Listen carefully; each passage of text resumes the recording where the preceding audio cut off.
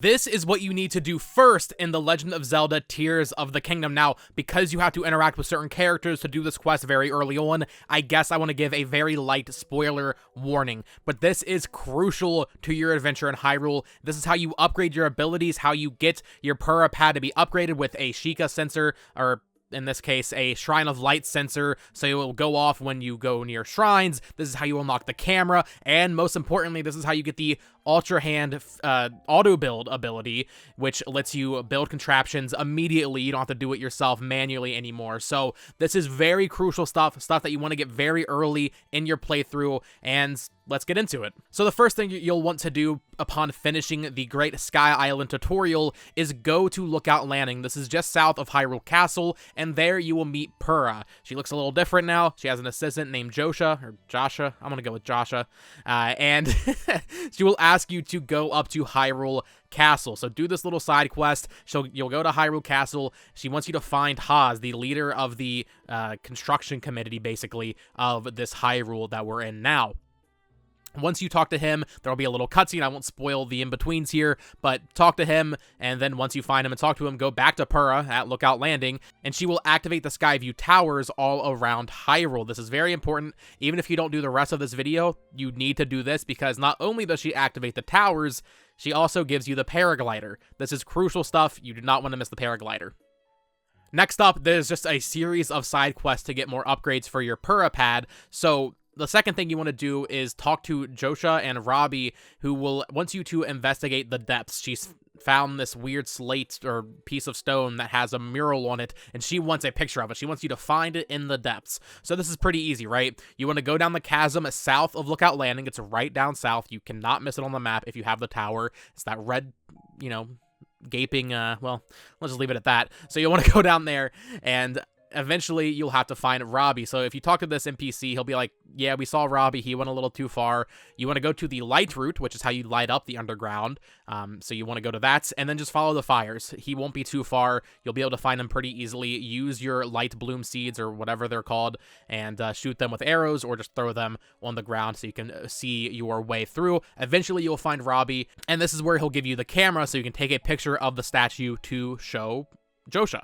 The camera is also incredibly useful because this is how you unlock the Hyrule Compendium, which catalogs every elements of this game, essentially. Monsters, enemies, wildlife, items, ingredients. Take a picture of all of it. It'll be registered in the compendium, so this is something you want to do very early before you play through most of your game, so you can take all these pictures and fill out the compendium.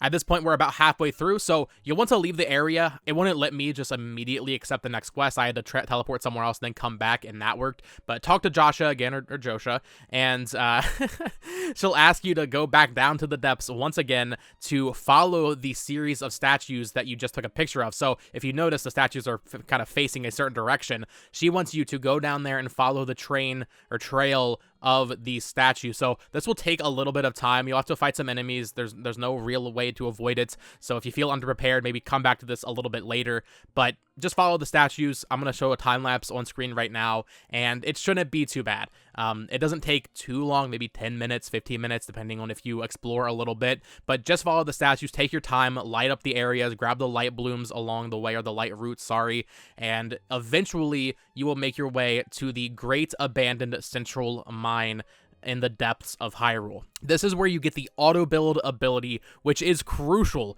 This is how you literally save blueprints and just build whatever you want at any time. If you have the components for it in your inventory, you can build something. You don't have to manually use Ultra Hand anymore to stick wheels together, and this is very useful. It's a core ability on the ability wheel, so you do not want to miss this. At this point, you'll have to do a little boss fight. Not going to spoil it for you because it's very fun, but just know you have to do a very easy boss fight, I would say, and keep that in mind. At that point, talk to the Construct after the cutscene's over and everything, and he'll give you a schematostone, or a schemastone. And this is an actual blueprint for a flying machine with fans on it, so you don't want to miss this. And as they suggest, go grab the light route that's just north, or whatever direction that is here, that the cutscene kind of tells you to go do. Because why wouldn't you grab the light route? Come on. And once you go back to talk to Josha again, she'll give you another schematic stone, and at this point, she will let Robbie go back to his lab in Hateno Village, which will let you upgrade your Purah Pad even more. So make your way to Hateno on the eastern part of the map, east of Kakariko, and find his lab on top of the same cliff it was in Breath of the Wild. If you talk to him in his lab, he will immediately install the sensor ability, which lets you kind of find shrines a lot easier, very useful, and he'll want to test it out. So this was actually giving me some trouble because the beeping was towards the door, but he yells at you if you leave the door. Just go to this corner here and he won't give you any trouble, but he'll tell you to go find the shrine just outside. You want to drop down, it's in this cave, you have to destroy some rubble, but the shrine will be just inside of there, so complete that. It's very easy, it's not even a puzzle, and talk to Robbie once again. At this point, he will offer you multiple different upgrades at once. Some of these are very useful. Another one is just like a cool feature that was in the DLC for Breath of the Wild, but let's get into it.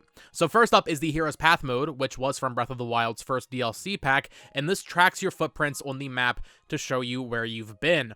All you need to do for this is to have completed 15 shrines. That's it. So realistically, by the time you do this, you've probably already done that. It's very easy to get. Next up is the much more useful Travel Medallion, which will let you place a teleportation point pretty much anywhere you want. He'll ask you to go get it from his house in the northeastern region of Akala, but you'll have to fight some enemies to get inside the house once you reach it.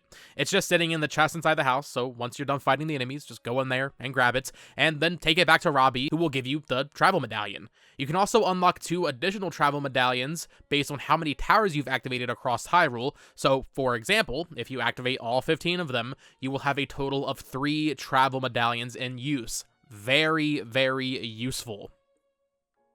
And finally, the last upgrade is the Sensor Plus ability, which, just like in Breath of the Wild, will let your sensor target anything of your choosing as long as you have it registered in your compendium. So if you're looking for a specific material or specific enemies you want to fight to get their droppings, that sounded weird, you can just take a picture of them, register it in your Sensor Plus, activate that, and it will alert you when you're near flint or a specific ore or something, right? Very useful stuff for crafting better armor and just getting ingredients, that kind of thing. So all you need to do for this is to have 5 monsters registered in your compendium, and he will add the Sensor Plus to your Purah Pad, and with that, your Purah Pad is complete. You have every main Purah Pad ability in this game. You pretty much have every ability outside of some other things that are story related that I'm not going to get into today.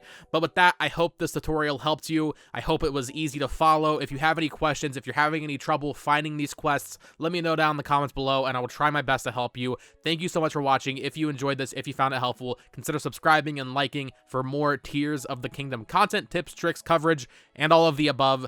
This has been Botox Games. Until next time, peace.